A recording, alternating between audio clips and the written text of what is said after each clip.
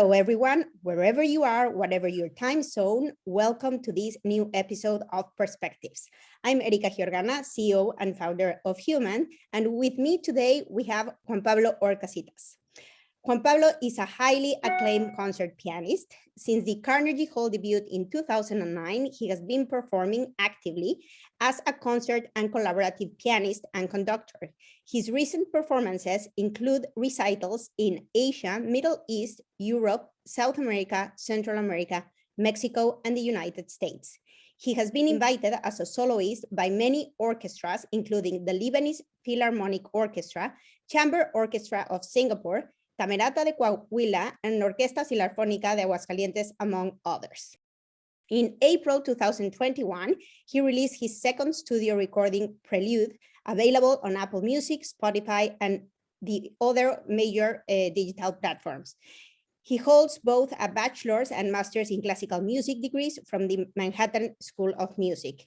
He's also an active music educator at the Philomene M. D'Agostino Greenberg Music School for the visually impaired, at the Diller Quayle School of Music, and at Wisconsin Conservatory of Music.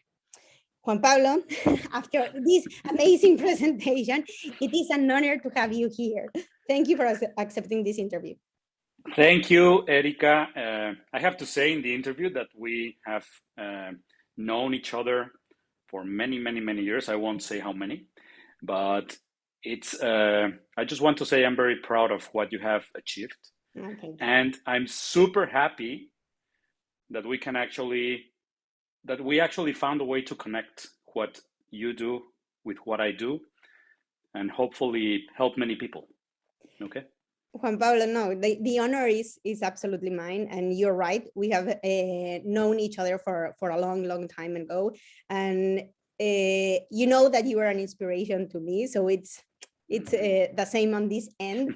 And it for many months I've been thinking I need to interview Juan Pablo. I need to interview Juan Pablo, and finally the time is here. So thank you for accepting the interview.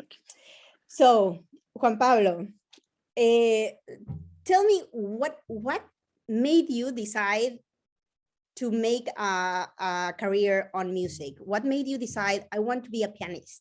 When was this moment when you suddenly felt this spark in yourself and said, I want to do this, and I want to do this for my life? Tell us a little bit about this.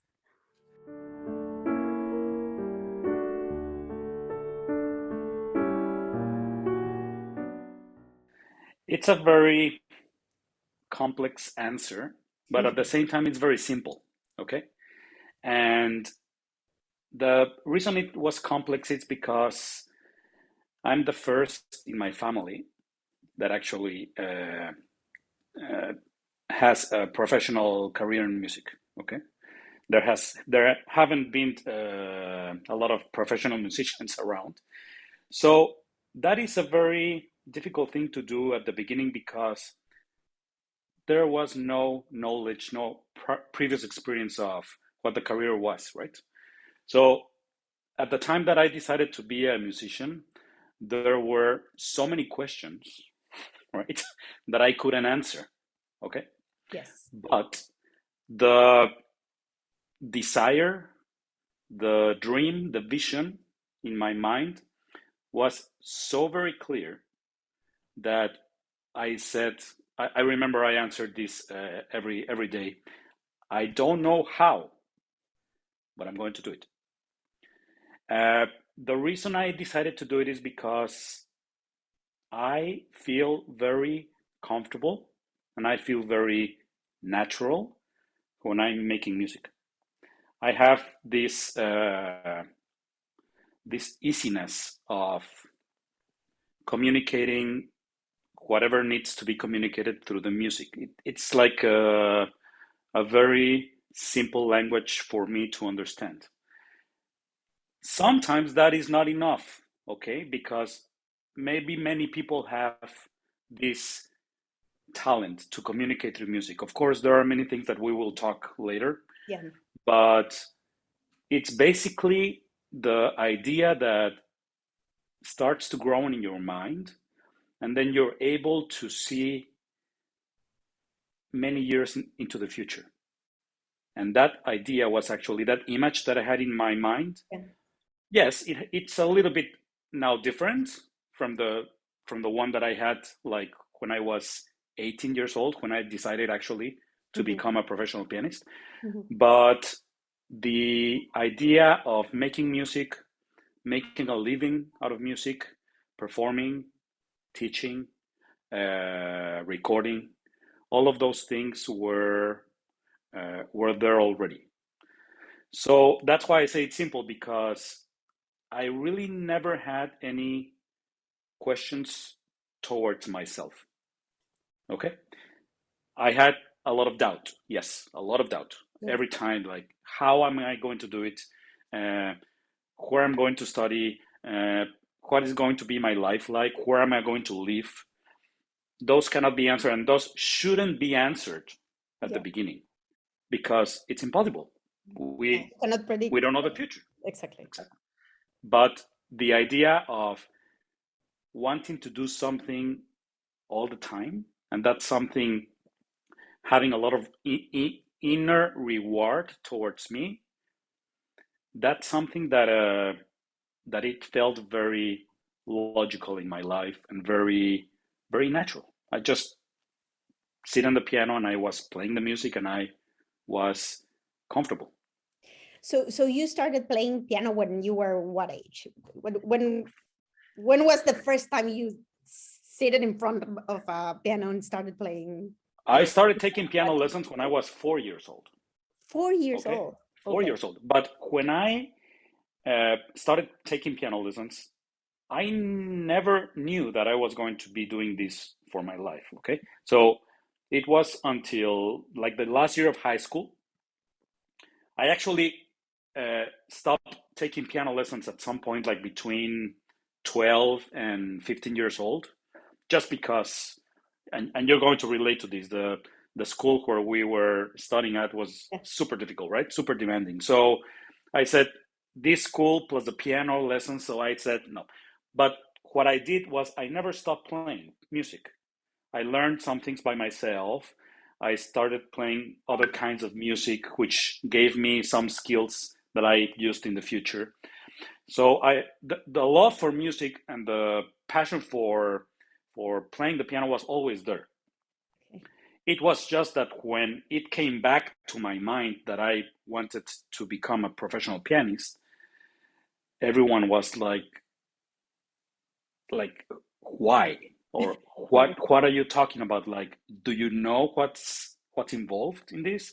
Or do you know what it requires? So then I started to talk to experts in the area, and we're going to talk about that a little bit later. But the examples that I saw in my life, I'm talking about my music teachers, all of them were very successful. Okay. So I never saw any kind of barrier in the people that were doing the same thing. Exactly. See, I never saw, oh, no, don't do this because you're going to be short of money every month, or you're going to be very, very lonely, or you're going to be whatever. I never saw that around me. See? Yeah. So I think that's an important element, because when you're 18 years old, you're just starting to have these questions about your future. And the examples you have around you, the influences you have around you, are going to definitely be of utmost importance for the future, you know? So, Juan Pablo, I'm a firm believer that when people leave their purpose, it's very hard to it's not easy to discover your purpose. No, it's not easy for everyone. But when you find it, you need to really take it. No, take your purpose and don't take your passion and don't ever leave it, whatever it takes. If you discover what's your reason of being here, no, in this world, you need to do something with that. But it takes a lot of courage. What you were saying is, what I'm thinking is, in this moment where you were 18 years old and you need to make this big decision on what are you going to do with your life, and the most natural thing would be to study a business career or any administration, or because that's the thing that most of the people you were studying with did, no? So it's the most easy or natural thing. And you did something very courageous, no? You said, you know what, I know that I want to do this for the rest of my life and make a career of it. So tell me a little bit about that moment. What gave you this courage to say, I don't care whatever people think. I don't, because I can imagine it was not only friends questioning you, probably people from your family, and you were only 18. It was so easy to say, you know what, okay, I'm going to do whatever they think it's or people think that it's the good way or the path I need to take. Tell me about this. What made you? You're right. Courage?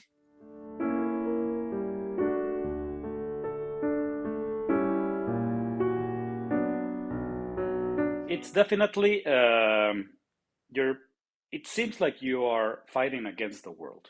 Okay, so what I wanted to mention right now is that once you find the purpose, okay, that you want to do all your life, you want to dedicate your life to this, I think that that is the easy part, okay, because all of us have desires, have dreams, and sometimes we say, well, I'm just dreaming about this, but it's not going to happen. Okay, the difficult part, and one that we have to be very careful at, is not confusing the purpose to how are we going to reach the purpose. See, so sometimes people say after a year, oh, you know what, I went to this college, and this college, the teacher that I got in this college was very, very lousy. We didn't get along, so I don't think this is meant for me. Big mistake, okay? Because this is only one path that you have to get through, and what you're really trying to get is experience, and it's really you're just finding 100 paths to get to your purpose. But what I always say to people, and I talk about this a lot to students, your purpose in life should be unattainable, should be unreachable. Okay, why? Because there is this never-ending process of constantly improving, constantly reaching. If I say my purpose is, I don't know, playing in this concert hall next year, okay, that's a good purpose. But once you reach that purpose, what next? See, my goal in life was just to be a musician, and that's it. Okay, how? I don't know. But what you're saying about the family and about the friends and about all those questions thrown at you like every day, little by little, you have to, or what I was doing is basically convincing people, okay, negotiating, Yeah. like little by little, giving small results, giving small proofs that I was in the right track.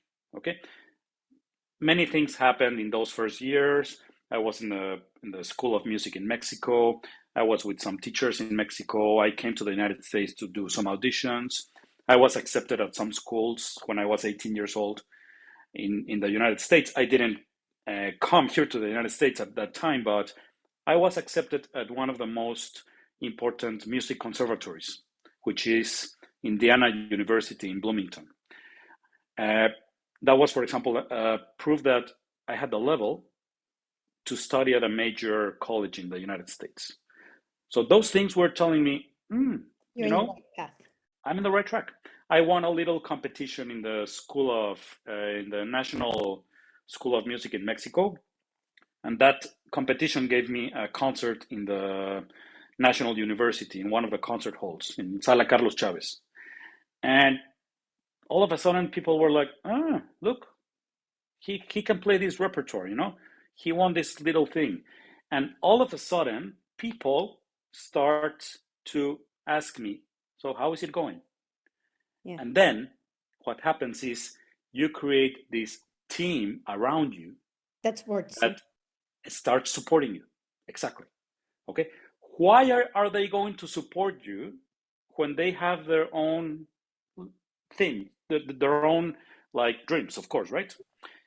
Well, of course, they're not going to be there 100%, like asking you every day what's going on, but little by little, they see that whatever they help me with, it's giving a small result, small result, small result. The big time, the big moment came when I applied to three schools in the United States when I was around 25, and two of those schools accepted me as a student, and one of them was the Manhattan School of Music in New York. Erika, when I received that letter in my fax, we still had faxes, remember? Yeah. And they sent the fax with the acceptance letter. Yeah. I was crying because, Yeah. it's one of those moments when you say, now this is real. Yeah. See, now it's beginning to be real. Yeah. Yeah. And then people were like, what? You were accepted? Yes. Are you going to study in New York? And then the same questions come, right? How are you going to do it? How are you going to live in New York? How are you going to pay for that? So what I'm trying to say here is, and you were maybe getting to this point. Sometimes when we try to develop our purpose in life, we have to develop other skills that we don't have. And that is necessary for everyone. And those skills are not necessarily related to our main talent. Yeah. 2020 was a perfect example of us, all the world at the Yeah. same time, re-engineering, redesigning the way we live. Yeah. Reinventing ourselves. Yeah. Right? I was teaching piano lessons on Zoom. Yeah. Yeah. We were developing a new way of working from home. Our kids were developing new forms of education, new forms of communication through the Zoom. Uh, of course, if we talk about technology, science, uh, everything flipped around, Yeah. and we had to, because if not, I mean, we had to communicate, we had to eat, we had to buy, we had to work. Yeah. So the new skills, in my case, that I was very aware that I had to develop were fundraising. Mm-hmm. Yes, I needed to fundraise for my own to pay my college degrees in the United States. Yeah. And those fundraisers were not exactly big fundraisers like, companies do or opera houses do. It was a personal fundraiser. And the other one was public relations, PR, because you have to knock every single door that you can imagine of. Yeah. I was going with businessmen. I was going to companies. I was going to airlines. I was going to people from my family, connections, sometimes politicians, sometimes, and you have to deal with a lot of rejection. When you're doing a business, when you're doing a project like this, rejection is happens every day. So Juan Pablo, let me interrupt a little bit there because I really admire this. It's like you did you ever doubt about yourself about becoming Yeah, a pianist or many times. The first year I after the first year I was in New York, I had a little disagreement with my piano teacher, and I was very like offended because she said something to me and she made me play something that I didn't like, whatever. And I was asking myself, I don't have to be here. I don't have to stand this woman talking to me like that and just I can return to Mexico. It's okay. I already did 1 year, and I was having doubts, and I said, I'm 26 years old. Uh, People from China, from Korea, from Russia are here, 18 years old, playing whatever they want, great level. And then it hit me, and I said, no, yes, you have to do it. You have to be you have to go through that because you're going to make a living out of this. Okay? It's not only your purpose in life, but you have to think in real terms. And if you're going to do this, you have to do it in the best way possible, and you have to be prepared in the best way possible. We still have to be in a competitive world, even though you're doing whatever you want and you like, but you have to be good at it because there are many at my same level and even better. See? So it's a very thin line between your purpose for your own personal reward and then the next level, which will be what impact are you going to have in your community? How are you going to help people through your purpose? Because that should be our question nowadays, right? Yeah, yeah, exactly.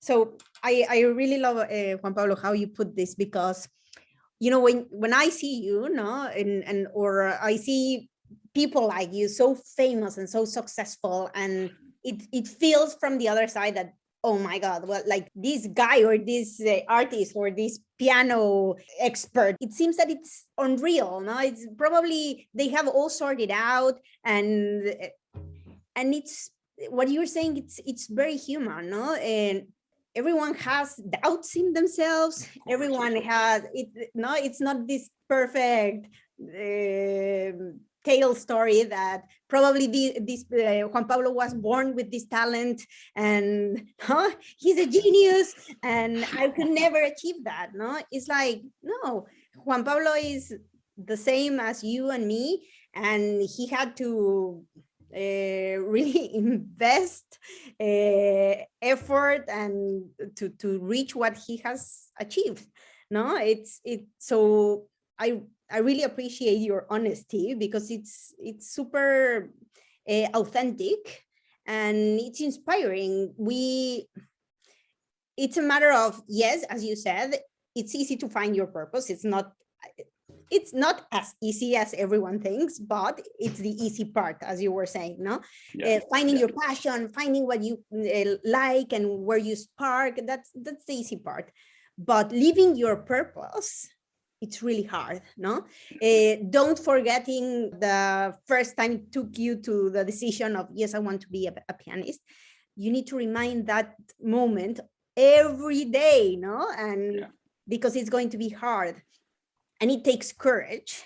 But also, I love what you said, that it also takes skills, and you need to be Yes. good at it. Yes. So I think it's also a warning for many people that are listening to us, that it's okay. I love dancing, or I love painting, or I love, and I want to make a living out of it. Yeah, okay, but how good are you? No, because this world is also a real world, and it's very competitive. So it's not easy. You need courage, you need skills, and you need to have a very, very, very solid purpose, no? Oh To yeah, yeah, yeah. I love it. And then let me pass to the second part, that it's service. No, that the what I believe is the most rewarding thing in life is when you put your purpose to others. You give your purpose to others. The purpose of living is giving. That's my Yeah. one of my favorite phrases. And I think for you, you're not only living your purpose, which makes you, I believe, amazingly happy, no? Because you're so successful, you reach your dream, you're living the dream. But how do you feel when you give others music? Tell me about that, or how this experience or of teaching children. Tell me about this.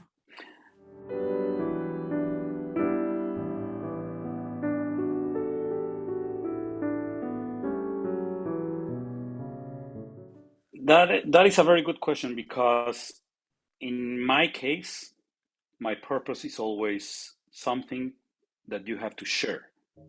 Okay? It would be nice if I played piano for myself. Okay, I would have very nice, a very nice soul and a very nice moments. Okay, but the reason I decided to do this is because I want to share the music that I play with others. Okay, not only share, but I believe in the power of transformation of the music. So every time I play, every time I perform, people come to me and say, you know what, you made me remember this, or you made me feel this when I was younger. I was playing piano and I was playing this piece. You really moved me. You really inspired me. So that's one level of how music can transform people. When I was 18 years old, you always have this idea of what you want to be, but life will give you like a different version, right? Of what is it's going to be for real. Okay. The one thing that I didn't think about when I was 18 years old was what else was I going to be doing within music, and that is teaching. Okay. I've taught since then, like private lessons, and sometimes I give like music appreciation classes. But in 2009, when I finished my second degree here in the United States, I was given the opportunity to teach music to the visually impaired. So students with visual disability. Yeah. Sometimes the visual disability brings more other kinds of issues.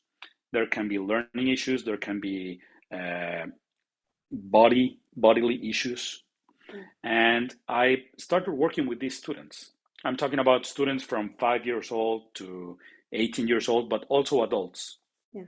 So either blind students, totally blind students, or students with low vision. That was an experience. And that was the example that the musician, as a teacher, can really make an impact, because when I was teaching these students, I was really changing their lives. Yes. They came to us to study music because they were, I don't know, many issues about loneliness or communication or just feeling accepted into society, for example. And I was giving them the opportunity to present themselves on stage, playing a piece by Mozart or Beethoven. Yeah. And all of a sudden, they were sharing this music with other people at the same level of any student. See? So that brought them to the same level as any other musician.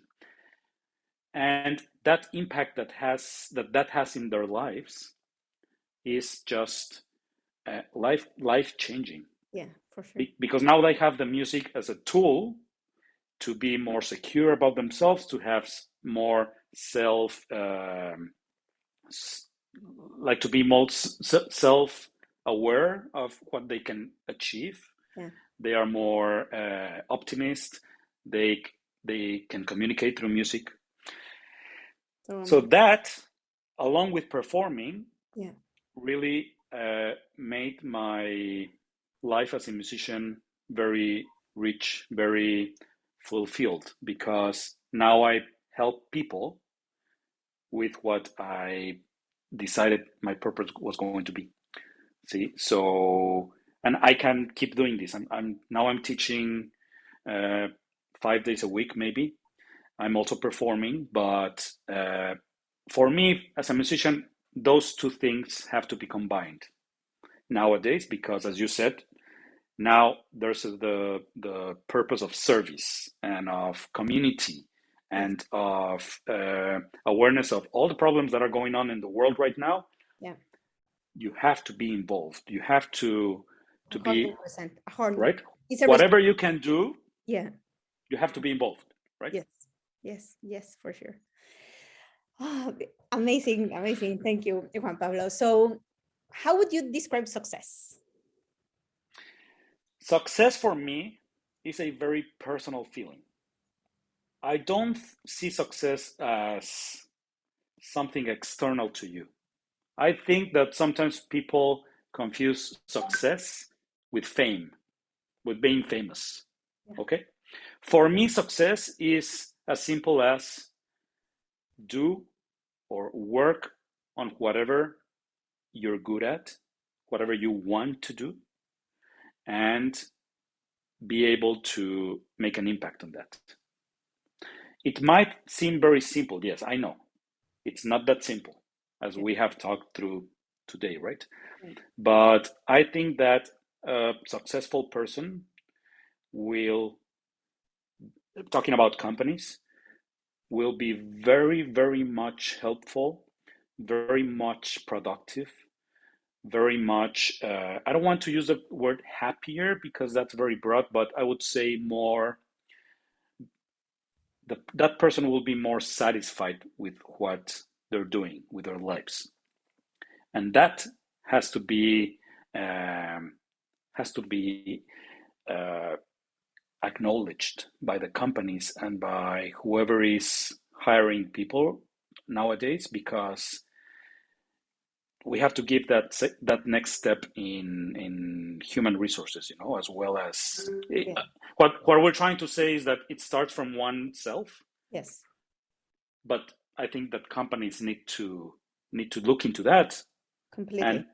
And you were saying last week when we had our first talk on the phone, we have to do it, and companies have to start focusing on that. Otherwise, there's going to be a big crisis, right? Completely. And I was going to ask you about this, because what inspired me to do perspectives is exactly this. So what I said is, I want to interview people that are not in the business world, not necessarily in the business world, no? Because every time I speak with a different person, I learn so much, so many things that can be applied to the world of work. And that's the reason why I'm interviewing you, and I interview a football player, and because for me that's pure knowledge, and contribution to see things in a different way, from a different perspective. So Juan Pablo, what would be an advice, for these people that are completely in another industry, that it's the business world, and how do I don't know, what advice would you give them, according to your experience, from someone that it's agnostic, business agnostic world, what advice would you give them?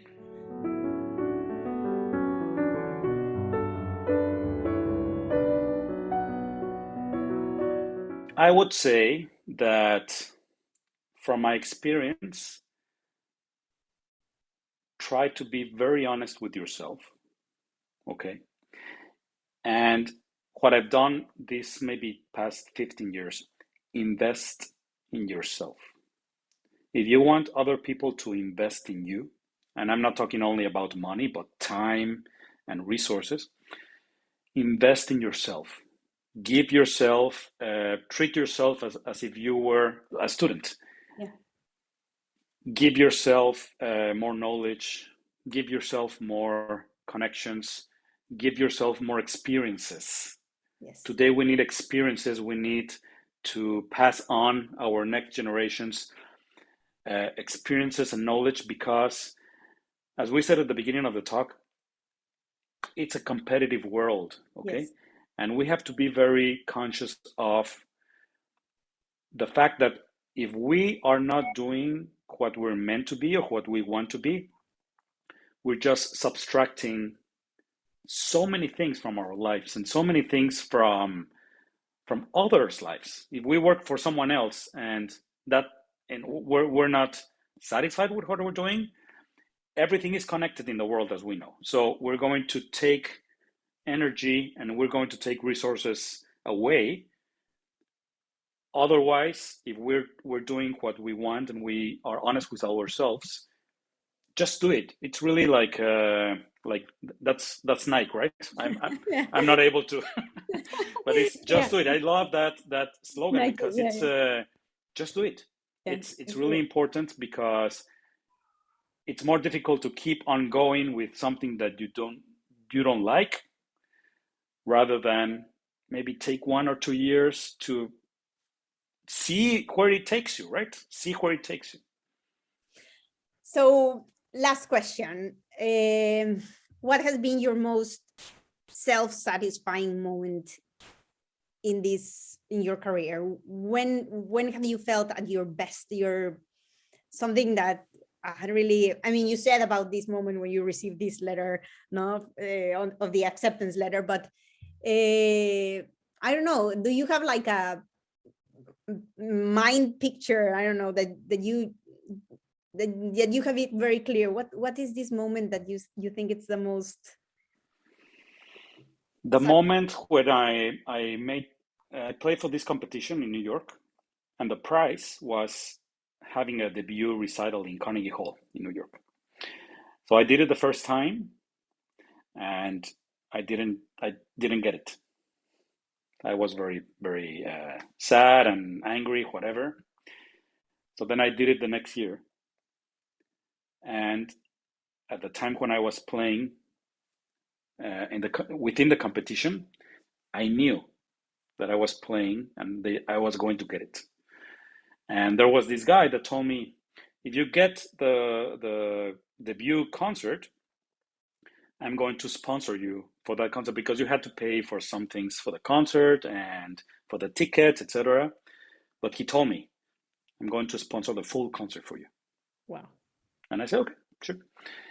So I got the letter again, another letter telling me that I had the debut in March in 2009, and I had to submit the program and the photo and all that, and I had to submit the payment. So I went to this guy and I said, here it is.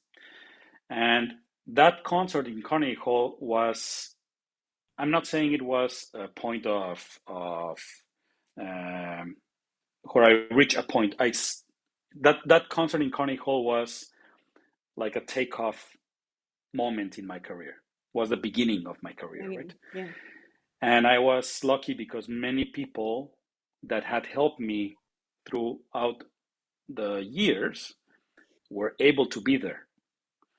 So the reason this was the moment, maybe the most important moment in my life, was because I reached a point that I had promised for many years. See, and people were there to be witness of that. Yeah. And And that, as I said before, it was not like my last concert in my life. No, it was a very important concert, but I was able to share with the people that I had said the year, I'm going to be a pianist, I'm going to be a pianist, I'm going to be a pianist. So at the end of that concert, I was holding my tears on the stage because I knew that finally the journey just was going to begin from the next day. yeah.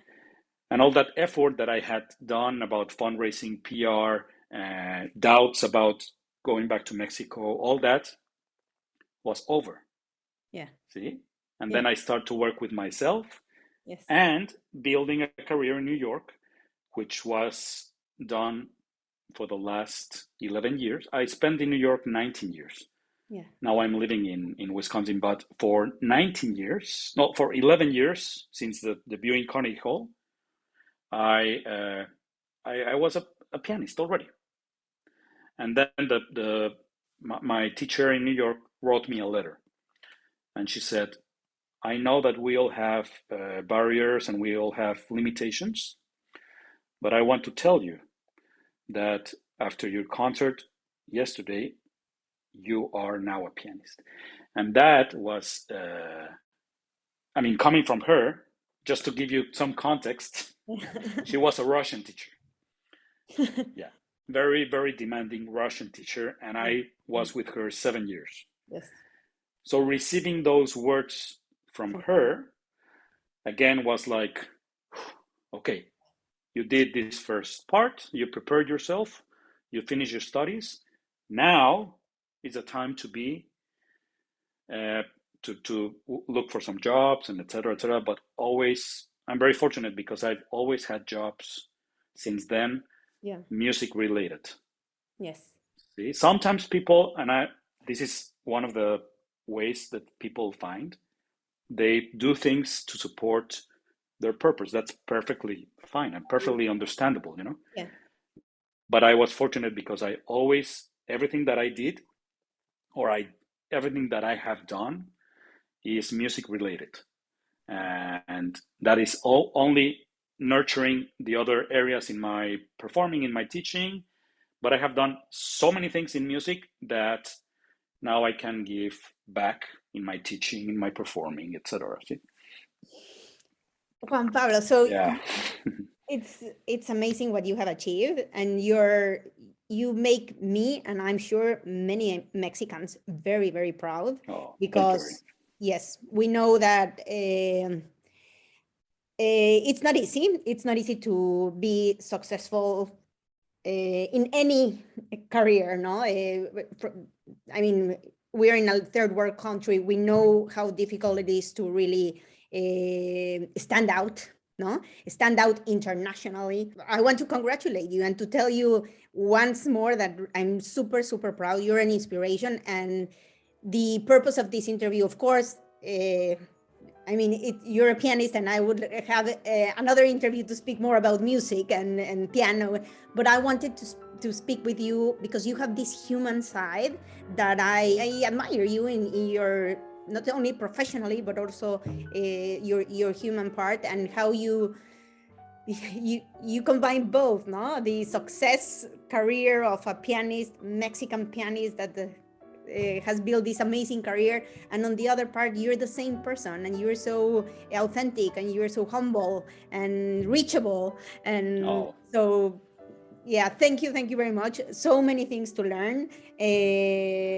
Hopefully we can have another interview to speak we more, will have many, okay? to I speak more. promise that. Yes, yes, Yes. definitely. And thank you once again.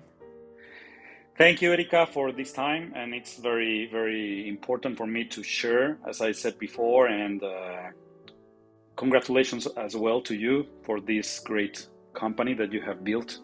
And we will work and collaborate more in the future, I promise. Definitely, definitely. Thank you, Juan Pablo. Thank you so much. Thank you, everyone.